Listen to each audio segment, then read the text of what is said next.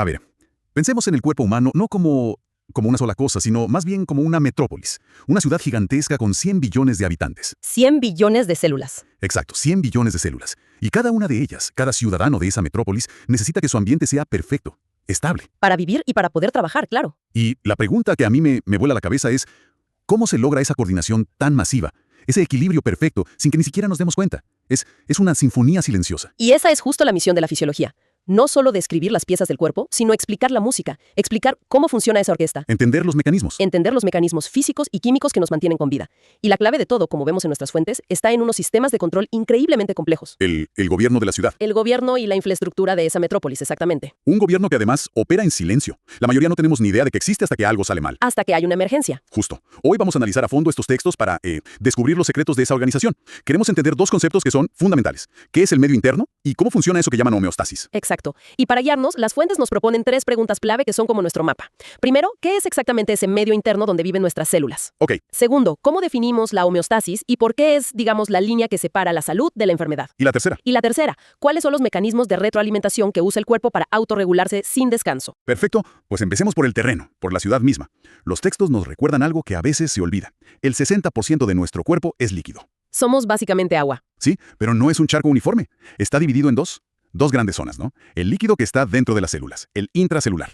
Y el que está afuera, el extracelular. Exacto. Y esa es el líquido de afuera, al extracelular, al que el fisiólogo francés Claude Bernard, allá por el siglo XIX, bautizó de forma genial como el medio interno. ¿El medio interno? Sí, es en esencia un océano privado en el que flota cada una de nuestras células. Ahí es donde se nutren, respiran, eliminan sus desechos. O sea, es su mundo inmediato. Es su mundo y constituye más o menos 1/3 de todo el líquido del cuerpo. Un océano que, además, tiene una composición muy específica. Las fuentes lo detallan. Es rico en iones como sodio, cloruro, bicarbonato. Y claro, está lleno de los suministros. Oxígeno, glucosa, ácidos grasos, todo lo que la célula necesita para funcionar. Es como la sopa primordial de la vida. Y aquí viene algo que los documentos subrayan como absolutamente crucial. La composición de este océano de afuera es radicalmente distinta a la del líquido de adentro de las células. ¿En qué sentido? El líquido de adentro, el intracelular, es rico en potasio, magnesio y fosfato. Y esta diferencia no es un accidente, es la base de la vida. ¿Es intencional? Totalmente. Es como una batería. Necesitas un polo positivo y uno negativo para que haya energía. Esa diferencia de iones es lo que permite, por ejemplo, que nuestros nervios disparen impulsos. De acuerdo. Entonces tenemos este medio interno que es vital, el ambiente de la ciudad. Pero, ¿cómo se asegura el cuerpo de que los suministros lleguen a todos los barrios? ¿A los 100 billones de habitantes? El sistema logístico es una maravilla y ocurre en 2 etapas, como describen las fuentes. La primera es la red de autopistas. El aparato circulatorio. La sangre, claro. Se mueve a una velocidad increíble. Piénsalo. En reposo, una gota de sangre da la vuelta completa al cuerpo una vez por minuto. ¿Una vez por minuto? Sí. Y si estás haciendo ejercicio intenso, puede hacerlo hasta 6 veces por minuto. Es la red de transporte masivo. Y la entrega a domicilio, el último tramo. Esa es la segunda etapa, la entrega local, que ocurre en las calles secundarias, los capilares. Ajá. Son vasos tan finitos que el líquido y los nutrientes se difunden a través de sus paredes y llegan al espacio que rodea a cada célula. El diseño es tan perfecto que, como dicen los textos, casi ninguna célula está a más de 50 micrómetros de un capilar. O sea, no hay nadie que se quede sin su paquete. Es una red de distribución súper densa. Increíblemente eficaz, sí. Esta idea de mantener todo perfecto nos lleva al siguiente concepto. Si las células viven en este océano, debe haber un gobierno municipal que se asegure de que las condiciones del agua sean siempre óptimas. Y ese gobierno tiene nombre: homeostasis. Un término que acuñó Walter Cannon en 1929. Y la clave, que las fuentes dejan muy clara, es que no hablamos de condiciones fijas, estáticas, sino casi constantes. Es un equilibrio dinámico. Como un termostato. Como un termostato, pero infinitamente más sofisticado. No solo regula la temperatura, sino docenas de variables a la vez: presión, pH, glucosa, oxígeno. Y su importancia es total. Los textos son muy claros. La enfermedad es, básicamente, una ruptura de la homeostasis. Sí, cuando el gobierno de la ciudad falla en mantener el equilibrio, las células empiezan a funcionar mal. Y ahí aparecen los problemas. La salud, entonces, es simplemente homeostasis funcionando bien. Exacto. Pero hay un matiz fascinante. Incluso cuando hay una enfermedad, los mecanismos homeostáticos no se rinden. Siguen ahí, activos, intentando compensar. Como servicios de emergencia. Justo. Intentan mantener las funciones más vitales, como el suministro de energía al cerebro, a toda costa. Pero esas compensaciones, a la larga, pueden ser un problema. A largo plazo, sí. Nos pueden mantener con vida en una crisis. Pero si el problema de fondo no se arregla, esas mismas medidas de emergencia pueden empezar a dañar otros órganos. Es un compromiso para sobrevivir el momento. Es un compromiso, sí. Para tener una idea de lo delicado que es esto, la tabla de valores críticos que viene en las fuentes es brutal. Muestra los márgenes tan estrechos en los que opera la vida. Es que es impactante.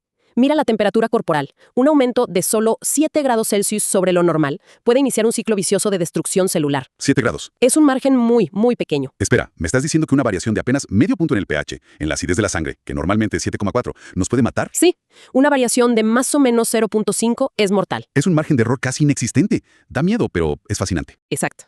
O fíjate en los iones. El potasio. Si baja a menos de un tercio de lo normal, parálisis. Si se duplica, puede causar una depresión cardíaca grave. Wow. O el calcio, si baja a la mitad, provoca contracciones musculares incontrolables, lo que se llama tetania. Estos ejemplos demuestran que la homeostasis no es un concepto abstracto. No, es de vida o muerte, a cada segundo. Esto pone en perspectiva los análisis de sangre. No miden abstracciones, miden estos márgenes. Miden la vida. Bien, analicemos cómo lo hace. ¿Cómo logra el cuerpo este control tan preciso? Las fuentes nos presentan a los gerentes del sistema. Los mecanismos de control por retroalimentación. Y el más importante es la retroalimentación negativa. El principio es de una elegancia simple. Si un factor, digamos la presión arterial, se desvía de su valor ideal, Si sube o si baja. el sistema de control desata una respuesta que se opone a esa desviación. La respuesta niega el estímulo. Si algo sube, el sistema lo baja. Si algo baja, lo sube. Siempre buscando volver al punto de equilibrio. Siempre. Suena casi perfecto. Pero ¿qué pasa si el termostato se rompe? Pues esa es la definición de enfermedad. Un termostato roto que no regula bien el azúcar en sangre es, por ejemplo, la diabetes. Pero cuando funciona, es una maravilla. El ejemplo clásico es el sistema de barorreceptores, que regula la presión arterial. A ver, en la práctica, ¿cómo funciona? Imagínalo así. Cuando tu presión arterial sube, es como si las tuberías principales, tus arterias, se estiraran. ¿Ok? El cuerpo tiene sensores de estiramiento ahí mismo, en las paredes de las arterias. Son los barorreceptores. Y gritan, ¡demasiada presión! Mandan una alarma. Una alarma que viaja al instante al centro de control en el cerebro, al bulbo raquídeo. ¿Y qué hace el cerebro con esa alarma? Actúa de inmediato, manda una orden para calmar las cosas, le dice al corazón que bombee con menos fuerza y le ordena a los vasos sanguíneos que se relajen, que se dilaten, Para que haya más espacio. para dar más espacio a la sangre y que baje la presión. Y todo esto ocurre en segundos, sin que te des cuenta. Y aquí es donde las fuentes introducen un concepto para medir qué tan buenos son estos sistemas. La ganancia. Sí, la ganancia es una medida de la eficacia, del perfeccionismo del sistema. La fórmula es sencilla, mide cuánto corrigió el sistema en relación al error que todavía queda. O sea, un sistema con una ganancia alta es súper eficiente. Extremadamente bueno para eliminar casi por completo la desviación. Y los ejemplos que dan son increíbles. El sistema de la presión arterial tiene una ganancia de -2. Es bueno, pero no perfecto. Es un control decente, suficiente para el día a día. Pero luego mencionan el sistema que regula la temperatura corporal, y su ganancia es de -33. Exacto. Y esto nos dice algo sobre las prioridades del cuerpo. Claro. Nos dice que, cuando se trata de la temperatura, el cuerpo es un perfeccionista absoluto. Esa ganancia tan alta significa que el sistema es tan preciso que aniquila cualquier error al instante.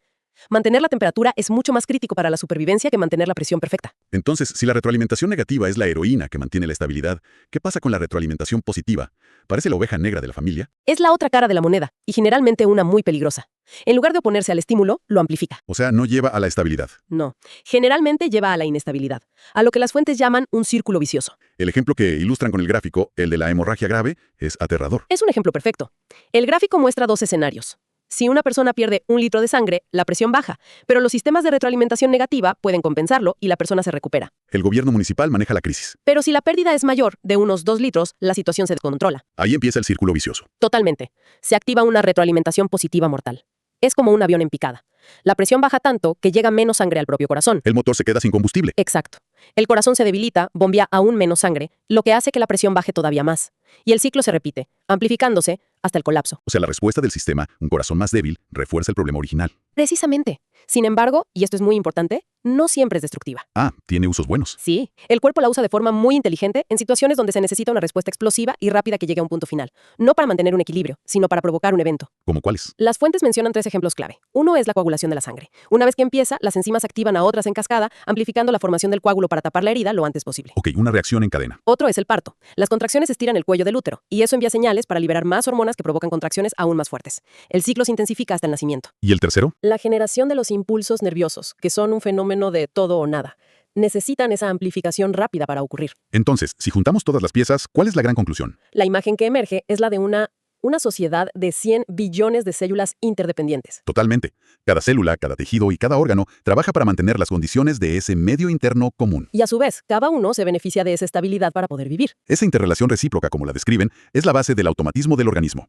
Es un sistema donde el todo es verdaderamente más que la suma de sus partes. Por eso, si fallan los riñones, por ejemplo, le afecta a todo el cuerpo. A todas y cada una de las células, porque se altera la composición de ese océano interno del que dependen para sobrevivir. La homeostasis, entonces, es el nombre que le damos a esa cooperación masiva y silenciosa. Exacto.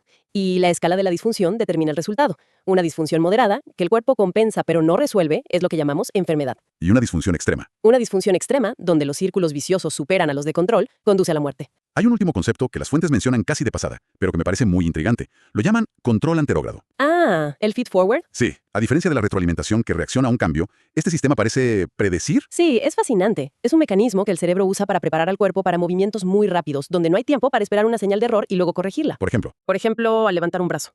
El cerebro no solo envía la señal al brazo, sino que al mismo tiempo envía señales a los músculos del tronco para que se preparen y mantengan el equilibrio.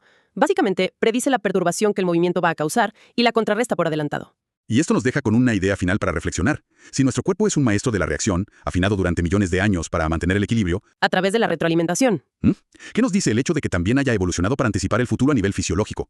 ¿Hasta qué punto nuestra biología es predictiva en lugar de ser meramente reactiva? Nos vemos como seres que reaccionan a su entorno, pero quizás, a un nivel mucho más profundo, somos organismos diseñados para la anticipación.